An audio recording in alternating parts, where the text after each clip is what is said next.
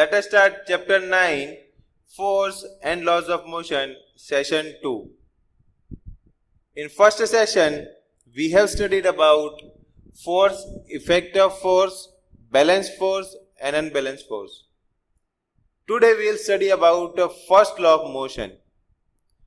So to understand first law of motion and to know the statement of first law of motion, we'll study the theory given by Newton and Galileo.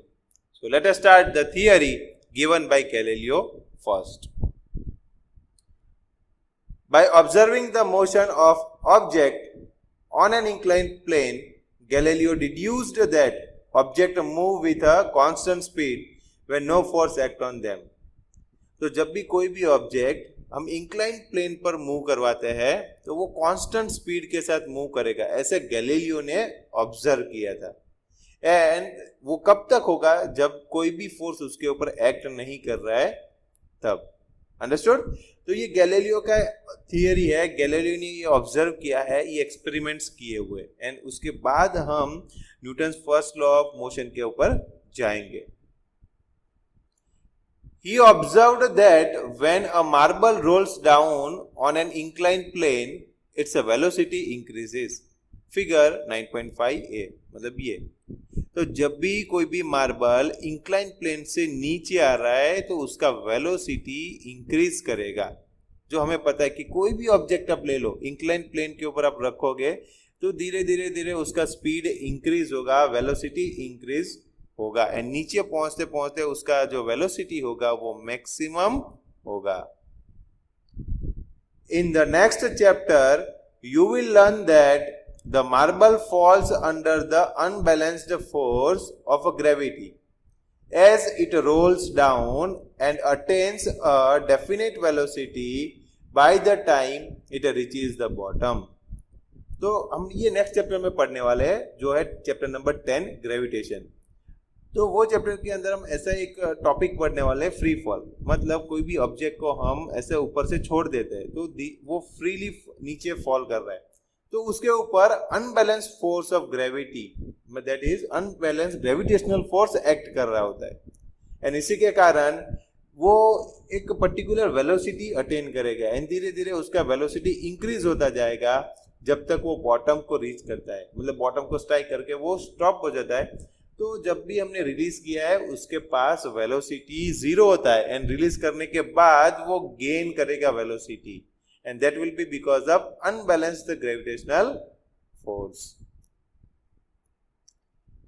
It's velocity decrease when it climbs up as shown in figure 9.5b. And जब हमने ball को marble को यहां से छोड़ा तो वो velocity increase कर रहा है, वेलोसिटी गेन कर रहा है.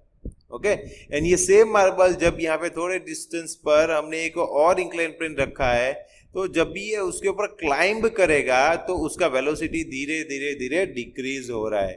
उसका रीजन क्या है वो अब हम देखेंगे. नाउ सी फिगर 9.5c, मतलब ये वाला figure. Show a marble resting on an ideal frictionless plane inclined on both the sides. मतलब ऐसे एक ये प्लेन, जो ये प्लेन ही मान लो, ये ब्लैक लाइन है वो प्लेन है. तो हमने एक प्लेन बनाया है जो सेम साइड इंक्लिनेशन है. ये एंगल एंड ये एंगल दोनों सेम है, मतलब सेम इंक्लिनेशन है. तो जब भी हम बॉल यहां से रिलीज करेंगे वो सेम हाइट पर बॉल आएगा. मतलब मैं बोल सकता हूं कि ये डिस्टेंस एंड ये डिस्टेंस दोनों सेम है. This distance and this distance will be same because जो इंक्लिनेशन है यहां से यहां का एंड यहां से यहां का वो इंक्लिनेशन सेम है. अंडरस्टूड? तो ये आपको पता होना चाहिए कि जब भी इंक्लिनेशन सेम है वो सेम डिस्टेंस ट्रैवल करेगा. जब इंक्लिनेशन चेंज होता है तो ऑब्वियसली आपको नेक्स्ट स्लाइड में मैं बताऊंगा कि डिस्टेंस बढ़ेगा एंड वो क्यों बढ़ेगा और कब तक आए, कहां तक बॉल आएगा वो हम देखेंगे. Galileo argued that when the marble is released from the left, मतलब यहाँ पे ये लेफ्ट साइड है, यहाँ से जब हम रिलीज करेंगे तब वो मार्बल धीरे धीरे धीरे नीचे आएगा, उसका स्पीड इंक्रीज होता जाएगा. It will roll down the slope and go up on the opposite side of the same height from which it was release. तो मतलब यहां से वो वापस it will go down and यहाँ पे उसके पास कोई रास्ता नहीं है, सिर्फ ऊपर जाने के लिए ही एक ही रास्ता है, that is a slope. So it will go and climb the slope and reach the same height. मतलब यहां से जितना हाइट ये मार्बल का है उतने हाइट तक मार्बल ऊपर जाएगा। Got it? तो वो ऊपर जाएगा तो हम क्या बोल सकते हैं कि ये जो डिस्टेंस है यहां से यहाँ का, ये पॉइंट तक का एंड ये पॉइंट से ऊपर तक का, वो दोनों सेम डिस्टेंस हुआ। तो you can say when the inclination is the same, distance travel is also same. If the inclinations of the plane on both the sides are equal, मतलब ये जो इंक्लिनेशन इक्वल है अभी मैंने बताया, then the marble will climb the same distance that is covered while rolling down। मतलब यहाँ पे रोलिंग डाउन में जितना डिस्टेंस ट्रैवल किया था उतना ही डिस्टेंस वो ऊपर के साइड ट्रैवल करेगा। Got it? So this is when the inclinations are same. मतलब ये जो एंगल्स है जो आपको मैंने बताया है, ये प्लेन से जो एंगल्स होते हैं ये वाला वो सेम रहेगा।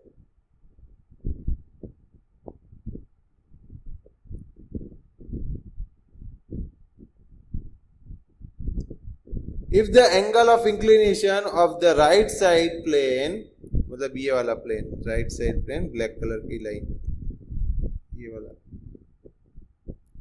were gradually decreased, मतलब यहाँ पे जो देखो इंक्लिनेशन में कम कर रहा हूँ, मतलब एंगल कम कर रहा हूँ, इंक्लिनेशन कम हो रहा है, then the marble would travel further distance till it reaches the original height। मतलब कि ये केस हमें पता है कि वो ओरिजिनल हाइट तक वो जाएगा, भले इंक्लिनेशन कितना भी कम कर दो कितना भी बढ़ा दो, यहां तक मार्बल आएगा ही आएगा। ये सेम हाइट है, जहां से छोड़ा था उतनी हाइट तक तो मार्बल आने ही वाला है।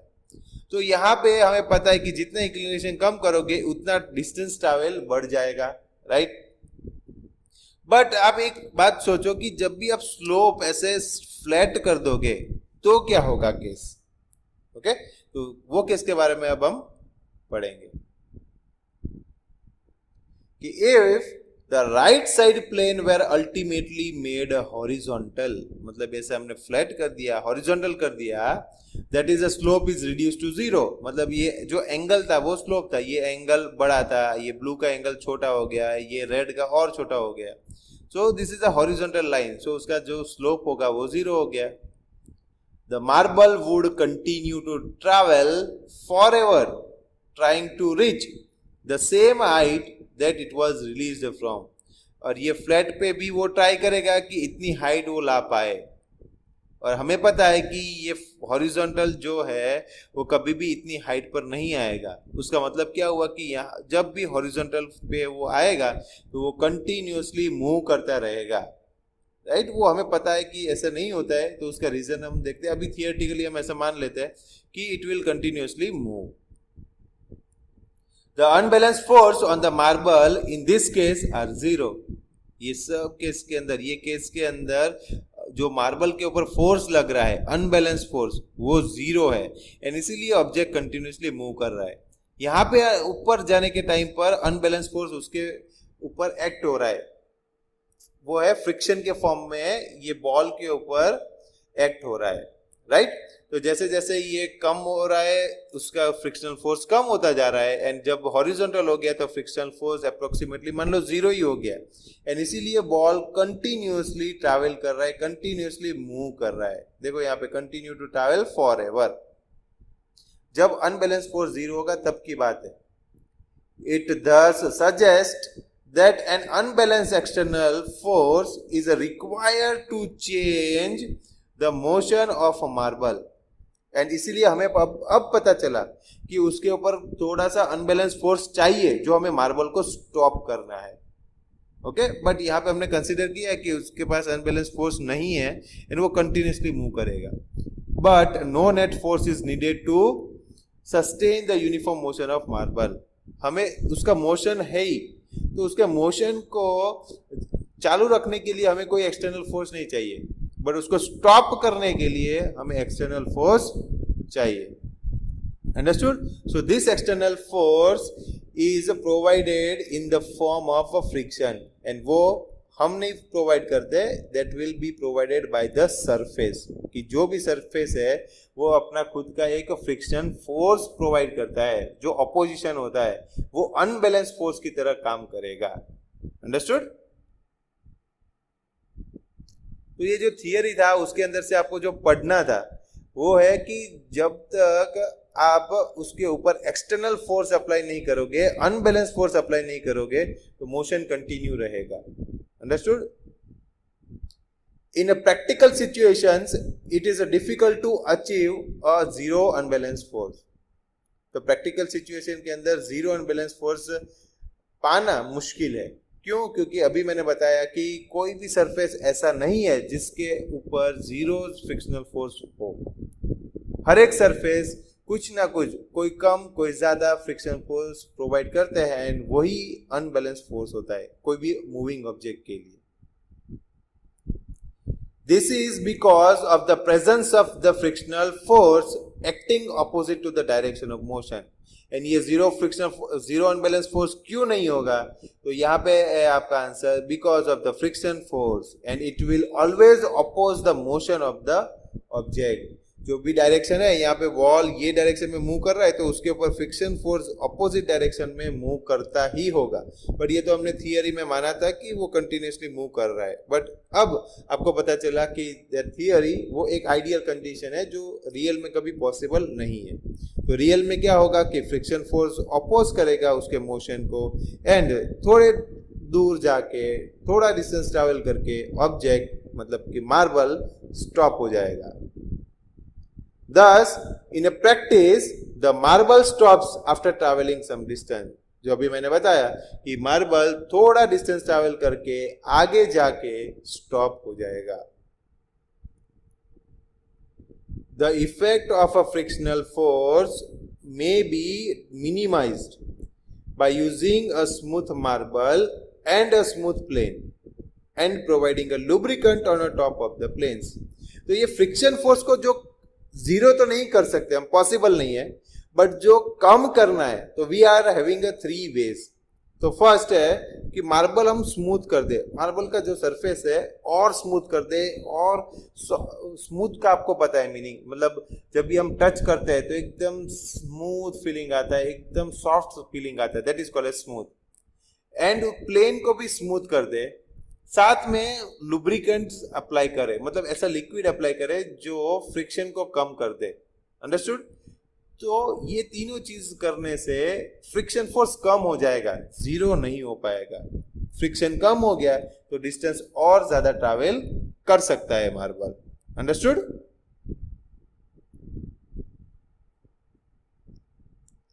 Newton further studied Galileo's idea on a force and motion and presented three fundamental laws that govern the motion of objects.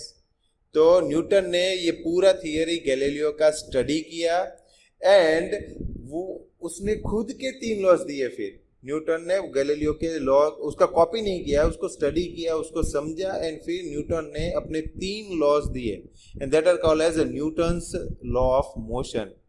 These three laws are known as Newton's law of motion, जो हम ये आगे के ये chapter के अंदर आगे पढ़ने वाले हैं। First law of motion, second law of motion and third law of motion.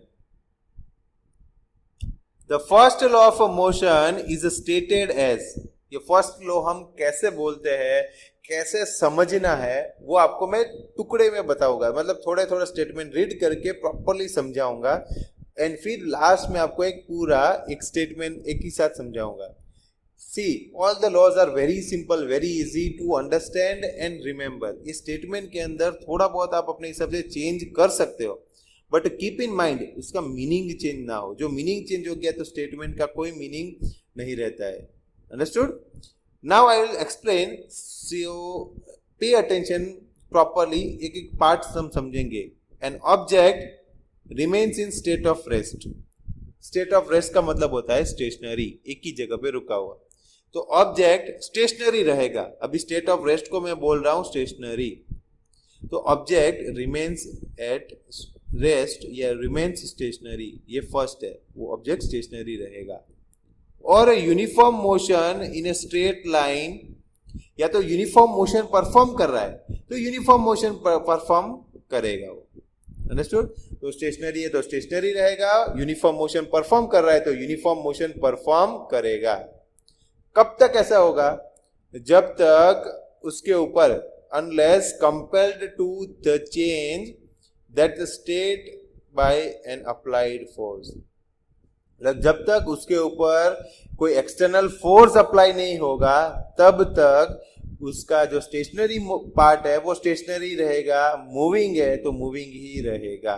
ये है Newton's first law of motion. The object which is stationary remains stationary and the object which is moving continues to move, and this is called as the Newton's first law of motion that you should remember. Okay? एक बार फिर से समझा रहा हूं properly, पूरा sentence हमने टुकड़े में समझा था, अभी पूरा समझ लेते हैं। An object remains in rest, और यहाँ पे लिख सकते हो object remains stationary or of an uniform motion in a straight line unless compelled to the change that the state by an applied force। इसको अलग तरीके से लिखना है तो मैं अभी बोल रहा हूं स्टेटमेंट, बहुत इजी स्टेटमेंट है, सिंपल है, आप अपनी बुक में लिख लो। एन ऑब्जेक्ट रिमेन्स स्टेशनरी, ये भी Newton first law of motion है बट अलग स्टेटमेंट है, मीनिंग सेम है। An object remains stationary or the object which is moving with a uniform speed, an object which is stationary or the object which is moving with a uniform speed continues to be in a same state, continues to be in a same state until and unless external force is applied on it। अभी आप meaning उसका समझना कि the object which is stationary, मतलब stationary जो है वो, or it is or the object moving with a uniform speed, तो यूनिफॉर्म स्पीड से मूव कर रहा है, it will continue to remain in same state, वो सेम स्टेट में रहेंगे। स्टेशनरी है तो स्टेशनरी रहेगा, मूविंग है तो मूविंग रहेगा। कब तक? Until and unless external force is applied on it, जब तक उसके ऊपर हम एक्सटर्नल फोर्स नहीं अप्लाई करते तब तक वो सेम कंडीशन में रहेगा। अभी उसका एक एग्जांपल दे दूं, कोई भी ऑब्जेक्ट है स्टेशनरी है, उसको हम फोर्स अप्लाई करते हैं तो मूव करना स्टार्ट कर देता है, एंड कोई भी मूविंग ऑब्जेक्ट है उसको अपोज करते हैं फोर्स के साथ, वो स्टॉप हो जाता है। तो ये है first law of motion, properly आपको याद रहना चाहिए with statement. In other words all object resist a change in their state of motion. हर एक ऑब्जेक्ट अपना जो ये स्टेट ऑफ मोशन है वो रजिस्ट करेगा। स्टेट ऑफ मोशन मतलब स्टेशनरी है वो एक स्टेट ऑफ मोशन है, एंड मूविंग है वो दूसरा स्टेट ऑफ मोशन है। स्टेट ऑफ मोशन दो होते हैं, स्टेशनरी एंड मूविंग। तो जो मूविंग है वो मूविंग रहना चाहेगा, स्टेशनरी वो स्टेशनरी रहना चाहिएगा। तो हर एक ऑब्जेक्ट का ऐसा एक रेजिस्टेंस है। In a qualitative way the tendency of undisturbed object to stay at rest or to keep moving with the same velocity is called inertia। अब ये जो है वो बहुत ही इंपॉर्टेंट पार्ट है इनर्शिया, कि कोई भी ऑब्जेक्ट का टेंडेंसी मतलब उसका कैपेसिटी, जो स्टेशनरी है वो स्टेशनरी रहना चाहेगा, जो मूविंग है वो मूविंग रहना चाहेगा, वैसी टेंडेंसी को हम बोलेंगे इनर्शिया। तो इनर्शिया का भी दूसरा डेफिनेशन है, सिंपल सा है, वो लिख सकते हैं आप कि the tendency of the object to remain in a same state is called as inertia। same state मतलब the tendency of the object का ऐसा टेंडेंसी है, कैसा टेंडेंसी कि सेम स्टेट में रहना चाहेगा। सेम स्टेट मतलब कैसे स्टेट होते हैं, तो जो स्टेशनरी है तो स्टेशनरी रहना चाहेगा, मूविंग है तो मूविंग रहना चाहेगा। So the tendency of the object to remain in a same state is called as inertia. ये सिंपल डेफिनेशन भी आप लिख सकते हो। Got it? And this is why the first law of motion is also known as law of inertia। तो first law में भी ऐसा ही था, the object which is stationary or the object which is moving continue to remain in a same state until and unless external force is applied। तो यहाँ पे भी inertia में भी ऐसा ही है कि जो ऑब्जेक्ट है वो स्टेशनरी रहना चाहेगा, मूविंग रहना चाहेगा, वो है इनर्शिया। तो इनर्शिया का लॉ बी हम फर्स्ट लॉ के साथ कंपेयर कर सकते हैं।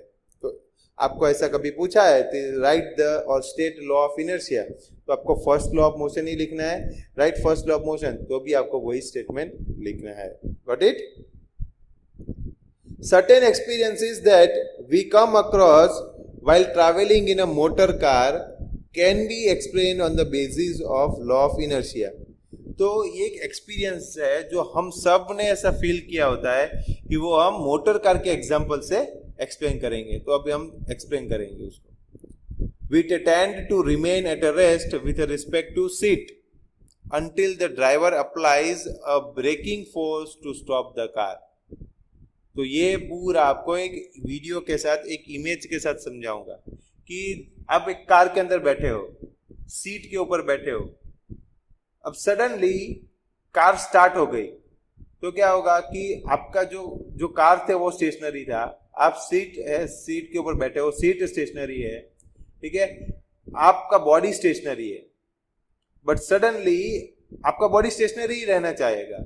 जो इनर्शिया है, इनर्शिया स्टेशनरी रहना चाहेगा आपका बॉडी, और सडनली कार स्टार्ट हो गया, तो कार मोशन में आ गया, आपका बॉडी मोशन में आना नहीं चाहेगा।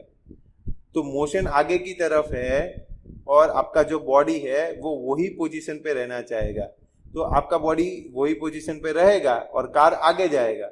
मतलब आपका बॉडी जो होगा, आपको पीछे के साइड झटका लगेगा, जो आपने सब ने फील किया होगा। ऐसा कभी भी बाइक के ऊपर भी बैठते हो तो सेम आपको पोजीशन और सेम फीलिंग आता है।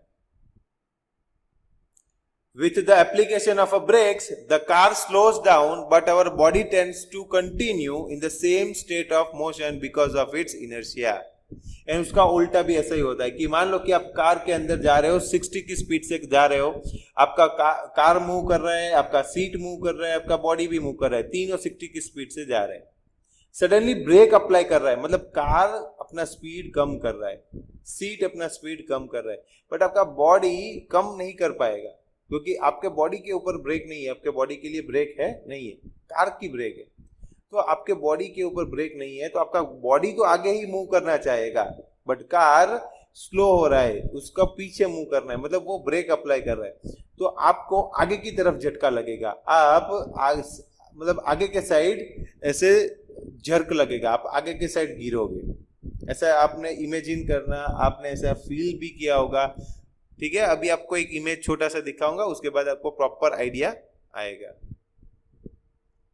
एंड इसीलिए जो आपको एक झटका लगता है तो आगे एक बैग रखा होता है, सेफ्टी बैग या कार बैग, जो आपको यहाँ पे इमेज में दिख रहा है। ये पहले आपको एक लाइन रीड करके देख लेते हैं, फिर यहाँ पे इमेज के बारे में एक्सप्लेनेशन दूंगा आपको। A sudden application of a brake may thus cause injury to us। Injury लगेगा क्योंकि सडन ब्रेक अप्लाई किया, आपको मुंह आगे करना है, तो आपका मुंह आगे, मतलब आपका पूरा बॉडी आगे जाएगा। एंड आगे सीट है तो सीट के ऊपर आपका मुंह स्ट्राइक होगा, आपको खून निकलेगा, इंजर हो गए। या आप फ्रंट सीट पे बैठे हो तो आपको आगे की तरफ, आगे को जो मतलब कार का जो आगे का स्टैंड होता है वहां पे आप स्ट्राइक करोगे, उसके ऊपर जा सकते हो। यहाँ पे आप इमेज में देख सकते हो कि देखो इसने सीट बेल्ट नहीं यूज किया है, तो देखो उसका पूरा बॉडी आगे जाके यहाँ पे स्ट्राइक हो रहा है, एक्सीडेंट हो रहा है, बहुत ही जबरदस्त इंजरी हो रहा है। एंड यहाँ पे एयर बैग्स रखा हुआ है, देखो एयर बैग्स के कारण इसको ये बलून के ऊपर उसका फेस स्ट्राइक हो रहा है, एंड इसीलिए ये सेफ हो रहा है, मतलब ये सेफ होगा, उसको भी थोड़ा बहुत लगा होगा बट सेफ रहेगा। एंड इसको बहुत ही ज्यादा इंजरी लगी है। एंड देख सकते हो कि आपका बॉडी स्टेशनरी है, यहाँ तक स्टेशनरी है, स्ट्राइक हुआ मतलब ब्रेक अप्लाई किया तो आपका पूरा बॉडी आगे आ रहा है। तो कार तो स्टॉप हो गया, आपका बॉडी स्टॉप होना नहीं चाहता है, वो आगे ही जाना चाहेगा, एंड इसीलिए वो आगे जाएगा। ये है inertia. Understood? A sudden application of a brakes may thus cause injury to us by impact or collision with the panels in the front। मतलब ये जो आगे का पैनल है वहां पे स्ट्राइक करके आपको इंजरी भी हो सकती है। Safety belts are worn to prevent such accident। And इसीलिए सेफ्टी बेल्ट यहाँ पे हम पहनते हैं, एयर बैग्स रखते हैं, जिससे हम सेफ रहे। Safety belts exert a force on our body to make the forward motion slower। और हमने जो सीट बेल्ट पहना है तो हमारा बॉडी उतना आगे नहीं जाएगा जितना विदाउट सीट बेल्ट जाता है, मतलब हमारे पास कोई सपोर्ट नहीं है, ओके तो सीट बेल्ट क्या करता है, हमें आगे नहीं जाने देता है, हमारा आगे का जो मोशन है वो कम कर देता है एंड इसीलिए हम इंजर कम होंगे। तो ये रूल है कि आप कभी भी कार में ट्रैवल कर रहे हो तो सीट बेल्ट पहनो एंड रीजन यही है कि आपकी सेफ्टी होती है। An opposite experience is encountered when we are standing in a bus and bus begin to move suddenly.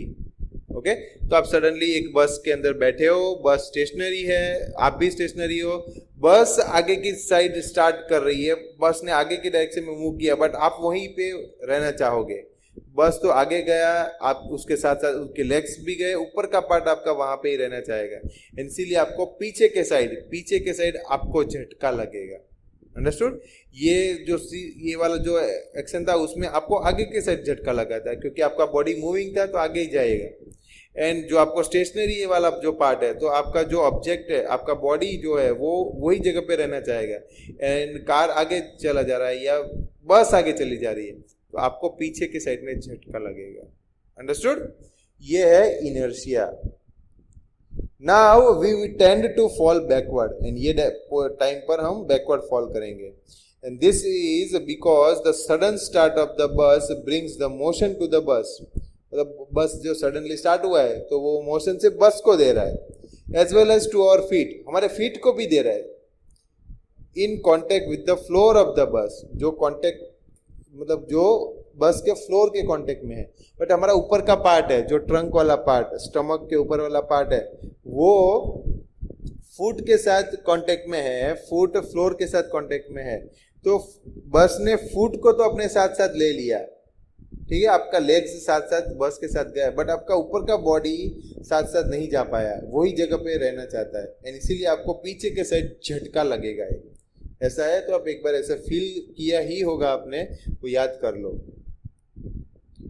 But the rest of our body opposes this motion because of its inertia and हमारे body के अंदर हमारा body stationery था तो वो stationery रहना चाहेगा and वो है inertia and because of the inertia of the body we will get a backward jerk. Okay?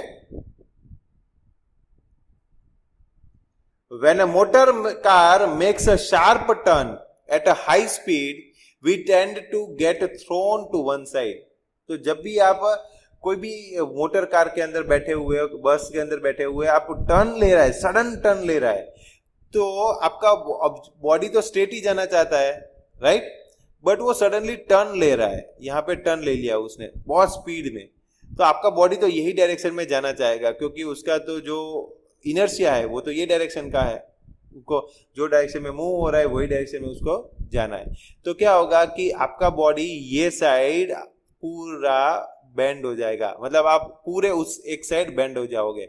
मान लो कि टर्न ये साइड ले रहा है तो आपका बॉडी ऑपोजिट साइड, हम बोल सकते हैं कि ऑपोजिट साइड बेंड होगा, या तो ये साइड टर्न ले रहा है तो आपका बॉडी ये साइड मूव होगा। कार के अंदर देखना, आपकी ये साइड टर्न ले रहे तो कार में आप इस साइड मूव करोगे, कार में ये साइड टर्न ले रहे तो आपका बॉडी इस साइड जाएगा, that is because of inertia. ये सब ने फील किया ही है। This can again B explain on the basis of law of inertia. ये हम लॉ ऑफ इनर्शिया के बेस के ऊपर एक्सप्लेन कर सकते हैं जो अभी आपको किया मैंने। We tend to continue in our straight line motion, और हमारा बॉडी कैसा मोशन चाहिए? स्ट्रेट लाइन चाहिए, बट वो मूव कर रहा है एक लेफ्ट साइड, बराबर, तो हमारा बॉडी ऑपोजिट डायरेक्शन में ही बेंड होगा। When an unbalanced force is applied by the engine to change the direction of the motion of the motor car, we slip to one side of the seat due to inertia of our body.